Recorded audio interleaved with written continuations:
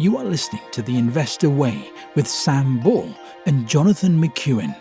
If you enjoy the show, please subscribe and follow us on Twitter at TIWTweets.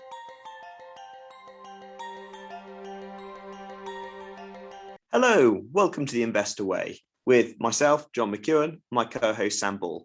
This week on The Investor Way, we have Greggs, Taylor Wimpey, Dominos, Legal & General, Ibstock, and our US company of the week is Activision Blizzard. Sam, where should we start? We'll start with Greggs.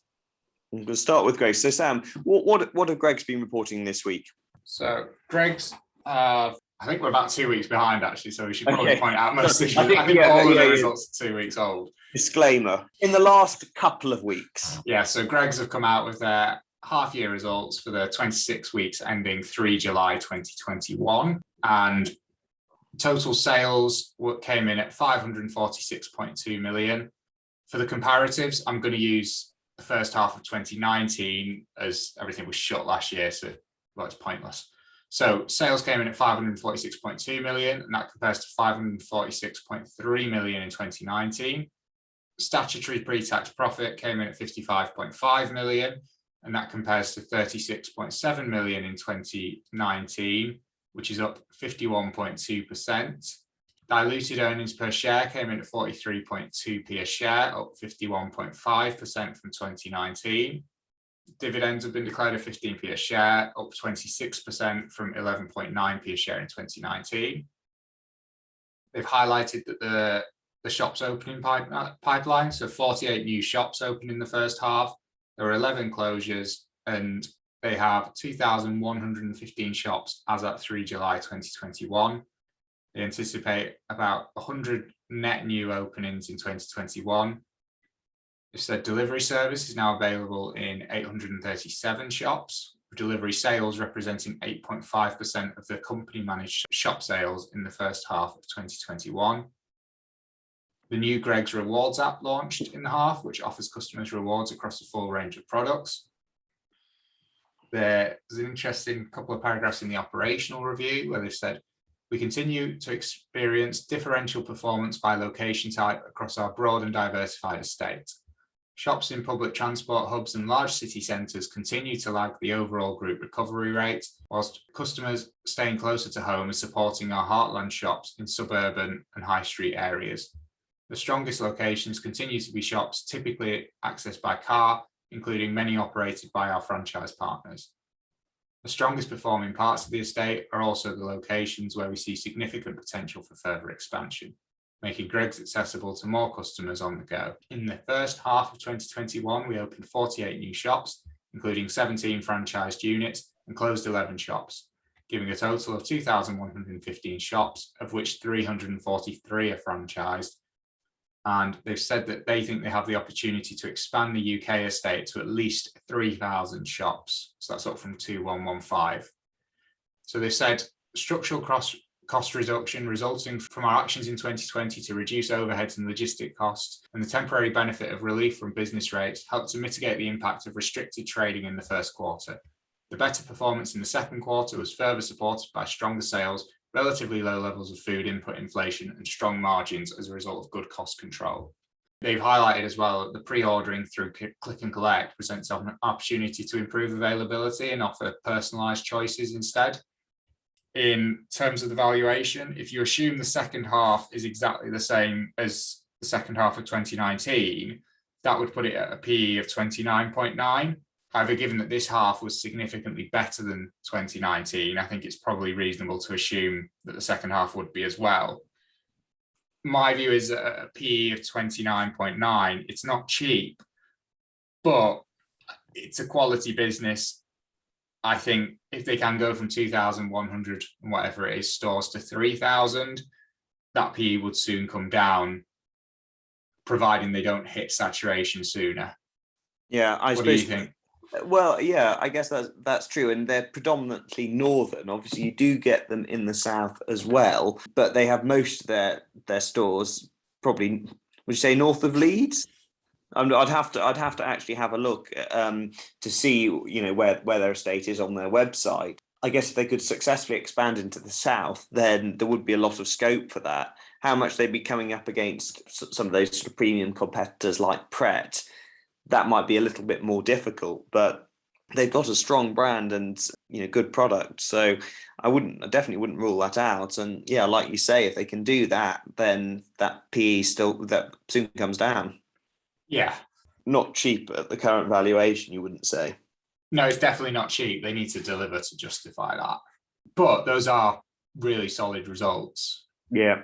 And it looks like they've come out of the pandemic a better business than they went in. Absolutely. No, I think, I'm continue to be impressed by Greggs. I did wonder how well they would recover, and things didn't look great last year, but no, these results show that they've come back and beaten 2019 by quite some margin. Be interesting to see how the Just Eat delivery goes, and whether it's Just Eat doing the deliveries. So obviously we talked about that on the Just Eat side. That's not something that we're particularly keen on. However, from Greggs' point of view, if Just Eat are happy to lose money delivering their food for them, yes, that could be really good. Yeah. I mean, I can't imagine it would be good for Greggs doing it if they had to cover the delivery. But yeah, in the model that Just Eat are beginning to operate in, a bit like Deliveroo, then that could be very good for Greggs. Right. So should we move on to Taylor Wimpey then?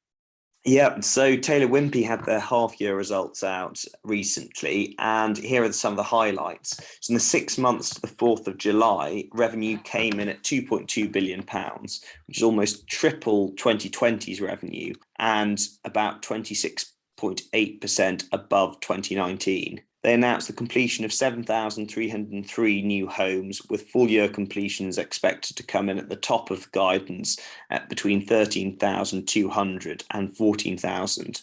Operating profits came in at 424 million, with a 19.3% operating margin. And if we look back to 2019, the operating margin then had been 18%. So that is an improvement. Full year operating profit is expected to come in at 820 million now.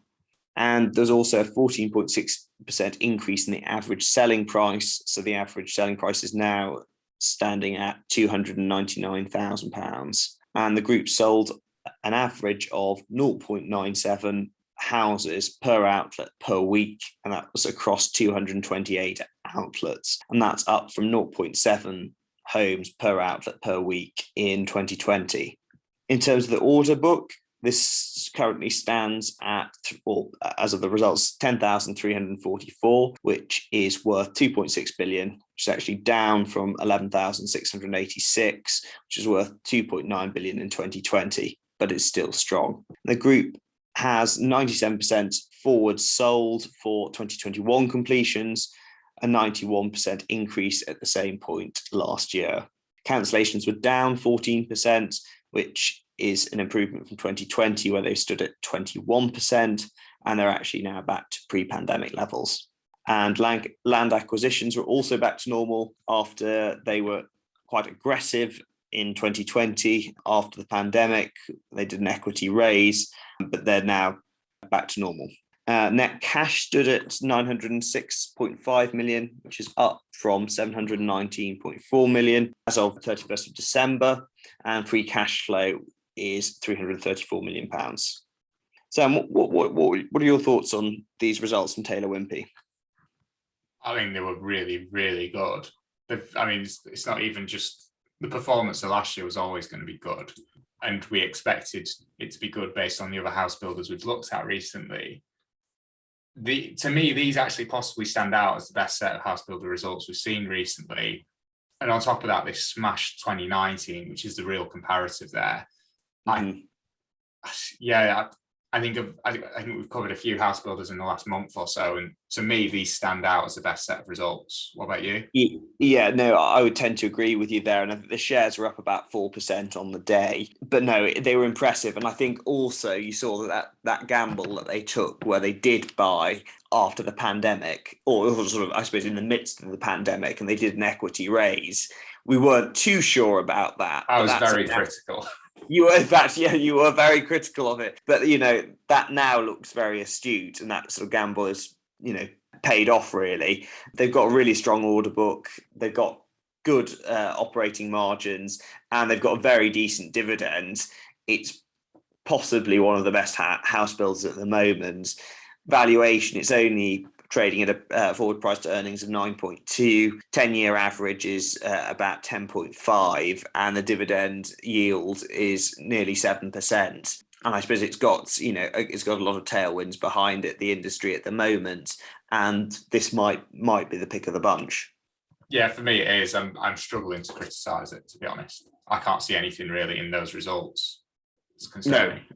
No. So I mean, I own a house builder. I have owned Taylor Wimpey before. At the moment, we definitely like the house builders. There are a few good ones out there, but I don't think you would go wrong with Taylor Wimpey. I'd agree with that. Probably for the first time since we've covered it. It's growing on you. And I suppose it's delivered on the results as well. Yeah, it has, yeah. Fine. Well, next on the list, we have Dominos. So another quality business, Sam. How's Dominos done in the last 6 months? In terms of the share price, we'll get to the results. Share price has done well as well. Shares are up 26% in the last 6 months. Well ahead of the FTSE. Oh, yeah. So they've come out with their interim results for the 26 weeks ended 27 June 2021. System sales were up 19.6% to 752.3 million. I should add as well, these comparatives are to 2020 because they were actually, I guess, one of the lockdown winners. So I don't see any issue with using the 2020 figures. Underlying earnings before interest and tax was up 24.3% to 63.9 million. Statutory profit after tax was up 117.4% to 41.3 million. Statutory basic earnings per share was up 102.3% to 8.9p a share. And the underlying basic earnings per share was up 23% to 10.7p a share. So they've actually sold some of the foreign subsidiaries, which is why the earnings per share, the statutory, are so much higher than the underlying.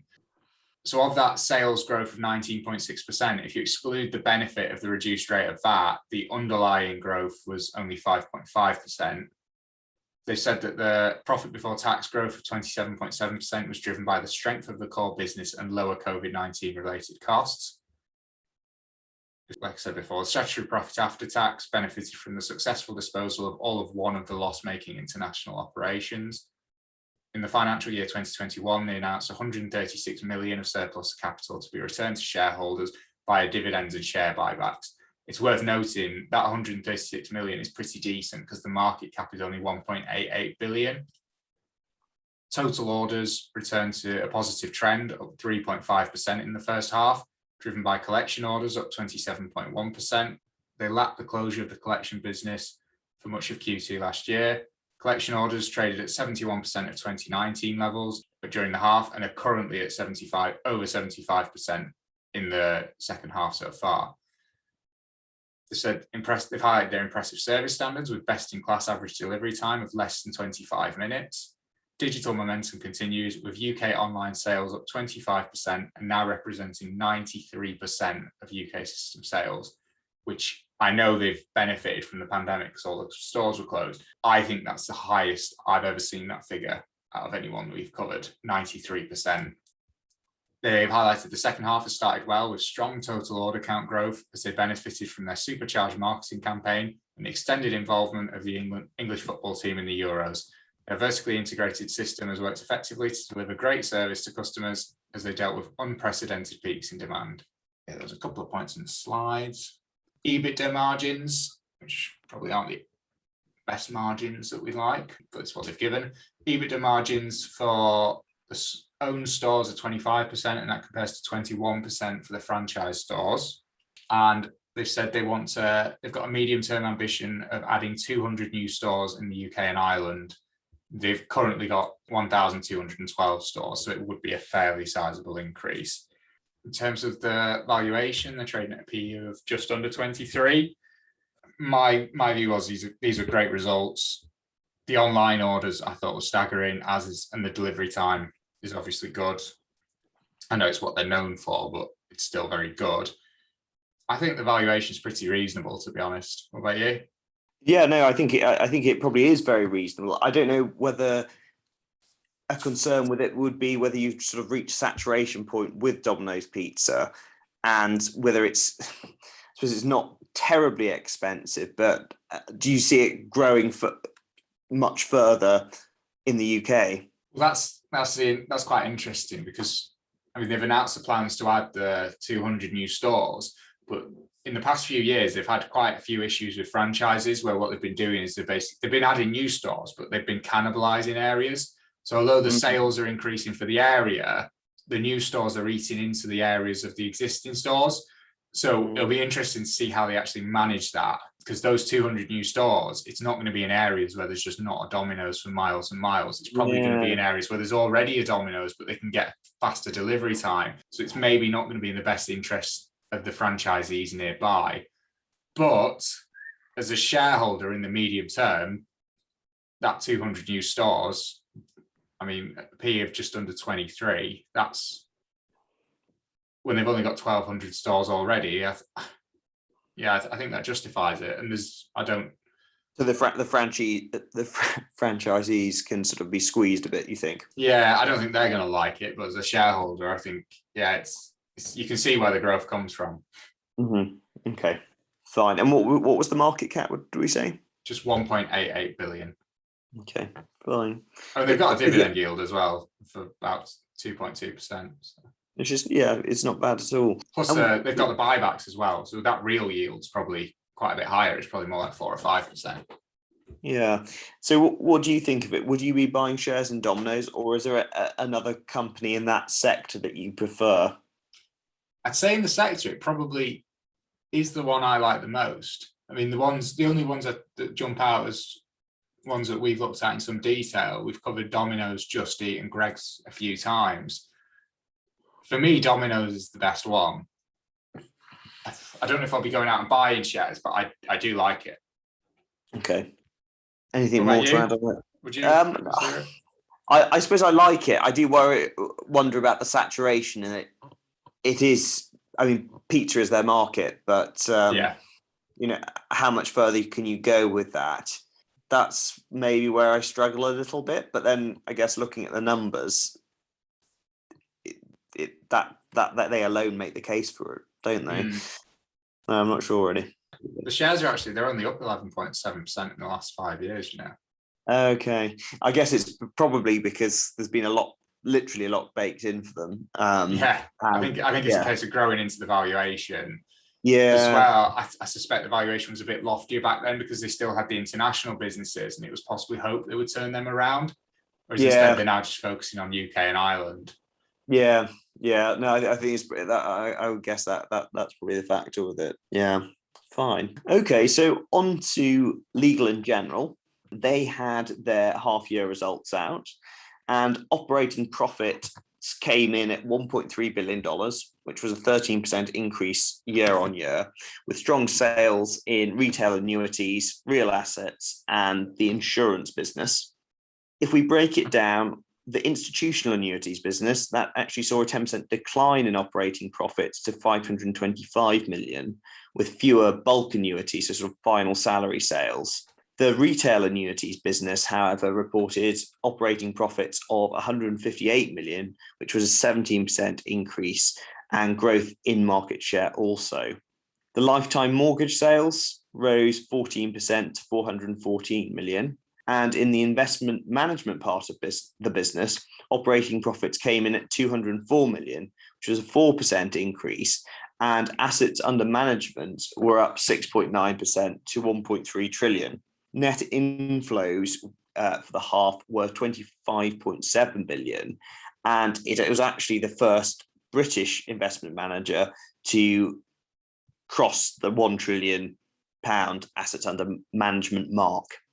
Legal & General Capital, which is involved in developing investments like property, they reported operating profits of 250 million, which was more than double in the same period last year. The insurance arm saw operating profits up from 88 million to 134 million, and total premiums rose 2% to 1.5 billion.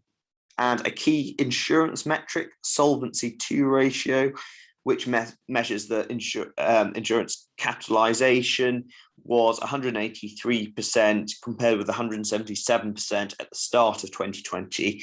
And at the moment, Legal & General's current price to book valuation is 1.65, and its 10-year average price to book has stood at 1.83, and it's currently got a prospective dividend yield of just over 7%. Sam, Legal & General, huge company, and I suppose one of the stalwarts of the FTSE 100. What do you think of these results? Overall, it's pretty good. I know the annuities side, the operating profits decline, but everything else looks pretty good. It looks like a pretty good set of results. My concern with it the dividend yield as well, that's obviously very good at 7%. My concern with it would be it's got a lot going on and quite a few of those segments. So you've got the institutional annuities and the retail annuities. That would probably go in the too hard pile. And then you've also got the insurance side of the business, which goes in the too hard pile as well.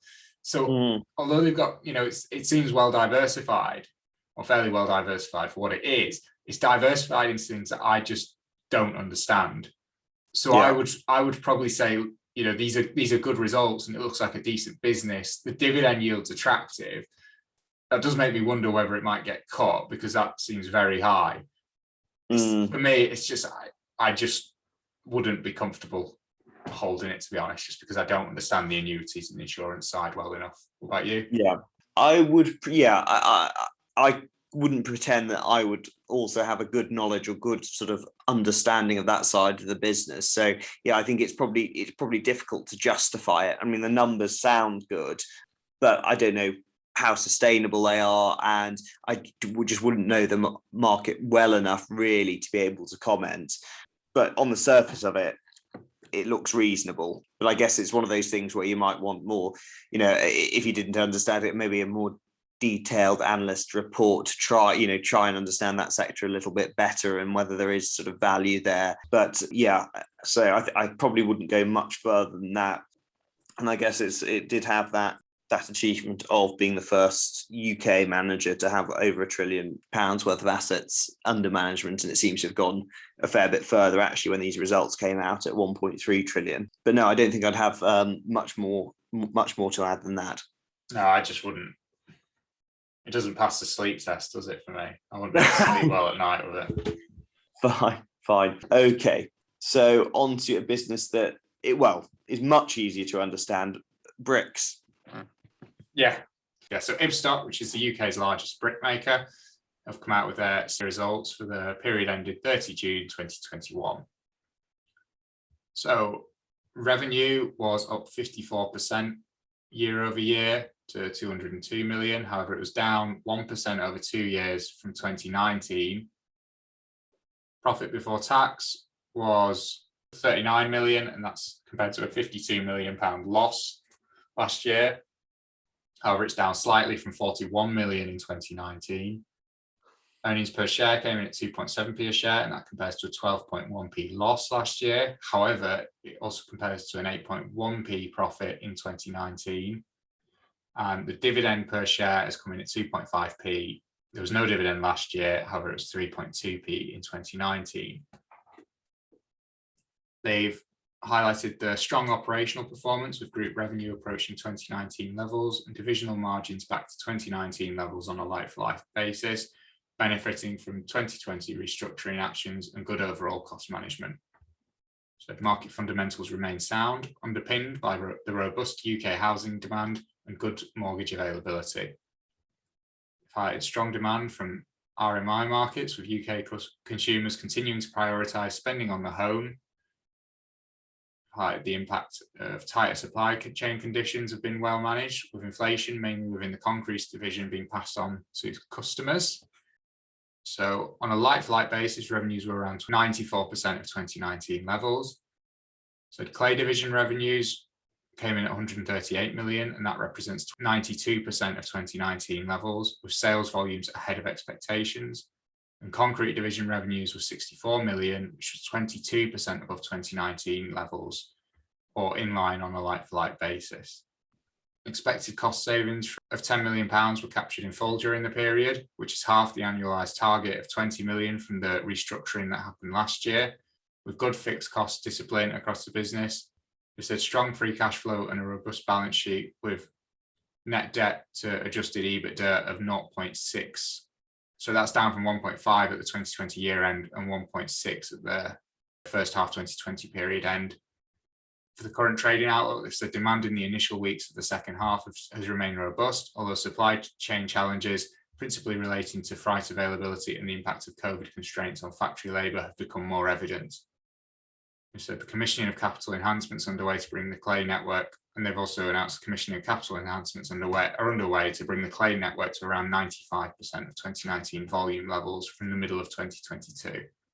In terms of the valuation, if you were to take the 2019 results, the 2019 earnings, it would give them a normalized PE ratio of 14.4.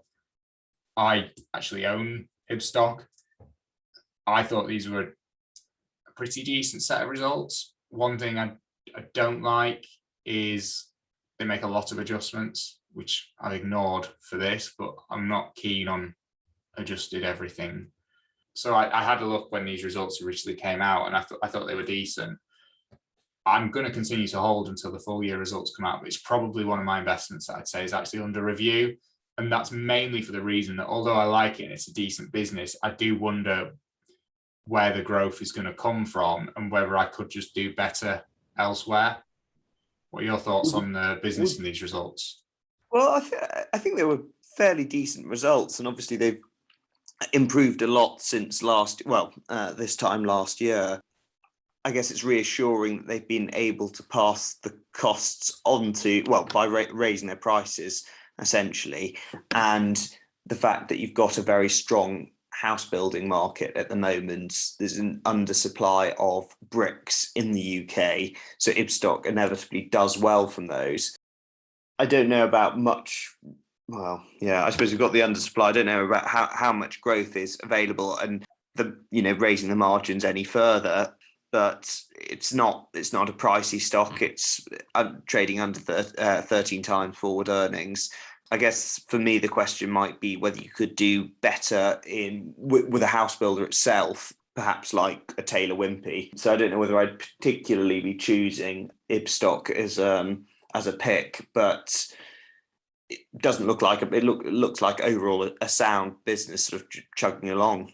Yeah, I would counter the house builder point though by saying that obviously in a boom period you would expect that, but if house prices were to decline, the house builders are still going to be paying Ibstock the same price for the bricks. I know they're going to be building less, but I think that's why the house builders are cheaper than Ibstock, because you've probably got a little bit more protection compared to a traditional house builder with Ibstock.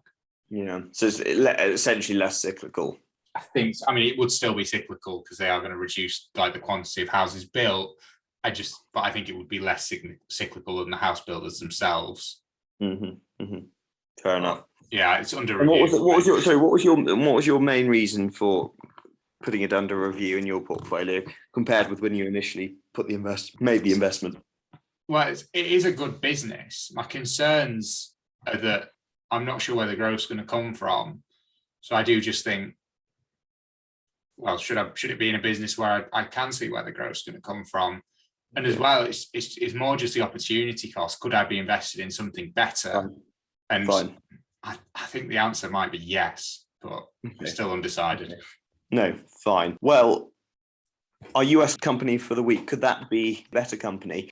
Activision Blizzard, the US listed video games company and creator of Call of Duty, had their second quarter results out. And second quarter revenues were up 18.8% at $2.3 billion, with double-digit growth across all regions. Quarterly underlying earnings per share rose 48.1% to $1.20, and management has upgraded full-year guidance for earnings per share to $3.54 from $3.42 at the end of the quarter. Monthly active users in the Activision division was 127 million in the second quarter, up from 125 million in the same quarter last year.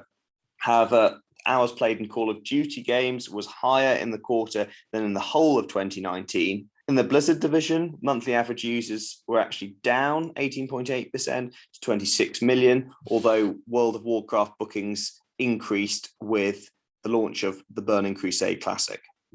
The King mobile game division saw revenue rise 15%. However, monthly active users was down 5.9% to 255 million. Advertising revenue more than doubled for the popular Candy Crush. And at the end of the quarter, free cash flow came in at $374 million, down from $755 million a year earlier. Net cash at the end of the quarter stood at $5.6 billion, which was up from $5 billion at the start of the year.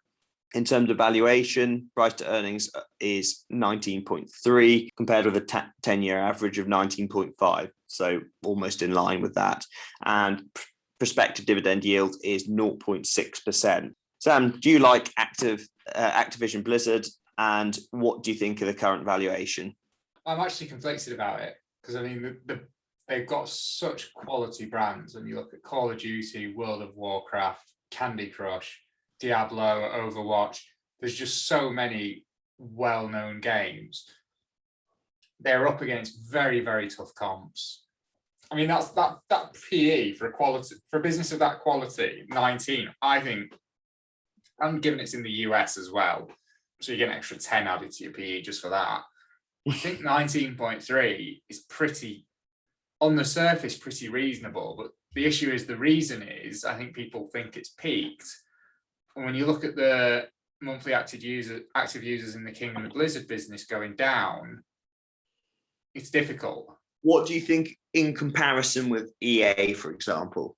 I imagine EA, I've not looked at EA's results, but I'd imagine it's going to be pretty similar because they're just going to be up against, I mean, you're up against comps where everyone was being paid to sit at home and do nothing. So they're obviously going to have been gaming more in the last year.